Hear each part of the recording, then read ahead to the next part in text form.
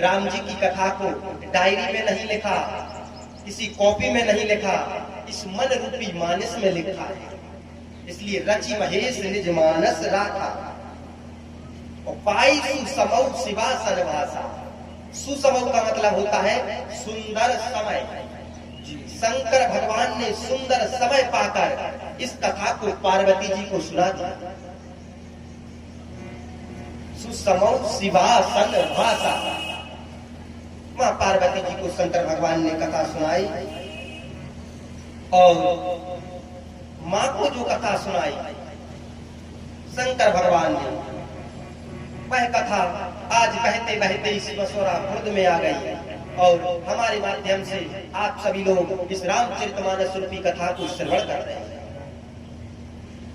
गोस्वामी जी कह रहे हैं, महाराज मैं कौन सी कथा लिखने जा रहा हूं, जिस कथा को, जिस रामचरितमानस को, जो रामचरितमानस शंकर जी के मन से निकली, आज मैं वो कथा लिखने जा रहा हूं।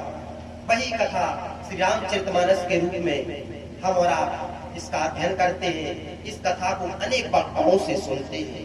इसलिए इस कथा का नाम क्या रख दिया है, श्री रामचरितमानस। ये इसका पहला अर्थ है। दूसरा इसका अर्थ है श्री रामचरितमानस। जब हम रामचरितमानस को देखेंगे तो उस पे लिखा रहेगा श्री रामचरितमानस, अंतिम में होगा मानस। इसका मतलब है कि जो लोग इसको पढ़ेंगे, कहेंगे अथवा सुनेंगे, उनके मानस पर एक ना एक दिन पूरा श्री राम चरित्र आकर खड़ा हो जाएगा। इसलिए इसका नाम रखा गया श्री रामचरितमानस। गोस्वामी जी कह रहे हैं इसका नाम क्या है, रामचरित मानस एहि नामा।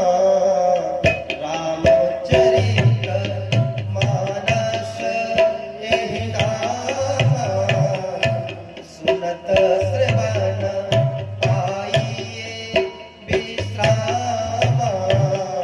सुनत श्रवण पाइए विश्रामा। इसका क्या नाम है, श्री रामचरितमानस। महाराज इसको सुनने से क्या होता है, हमारे मन को विश्राम की प्राप्ति होती है। कथा को सुनने से क्या होता है, विश्राम की प्राप्ति होती है।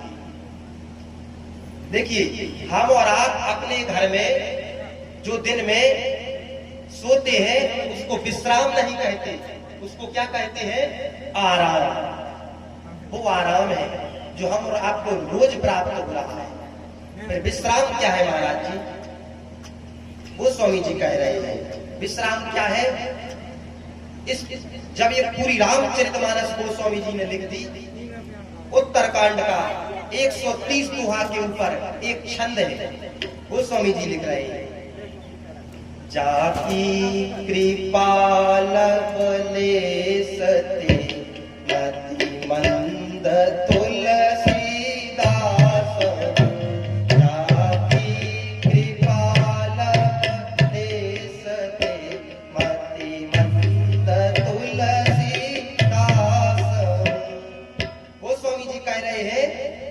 जाकी कृपा लवलेश थे, लव से भी कम कृपा, जिनकी लेश मात्र कृपा से ये मंद बुद्धि तुलसीदास जी परम शांति को प्राप्त हो गया। और कह रहे हैं, पायो परम विश्राम राम समान प्रभु नाही कहूं।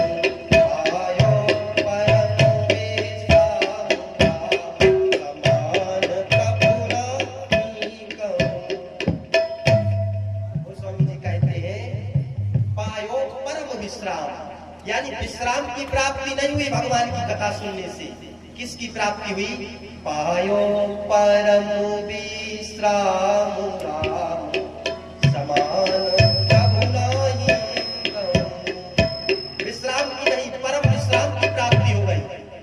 बताइए, बोले ऐसे रघुनाथ जी को छोड़कर मैं किस प्रभु के पास जाऊं, जिनकी कृपा से मुझे परम विश्राम की प्राप्ति हो गई। बड़ा ही सुंदर सुनत श्रवण पाइए विश्राम।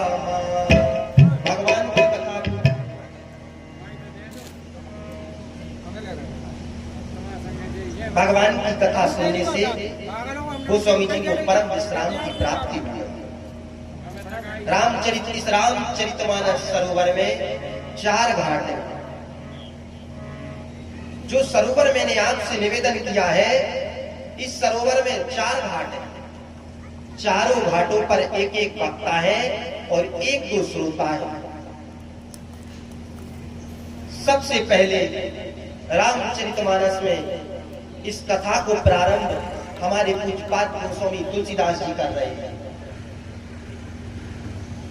इस कथा को गोस्वामी जी गा रहे हैं और कथा की महिमा बता रहे हैं।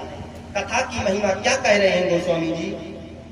राम कथा कलिका मत गाई, राम कथा कलिका मत गाई, सुजन सजी बनी मूरी सुहाई, सुजन सजी बनी मूरी सुहाई, उधवी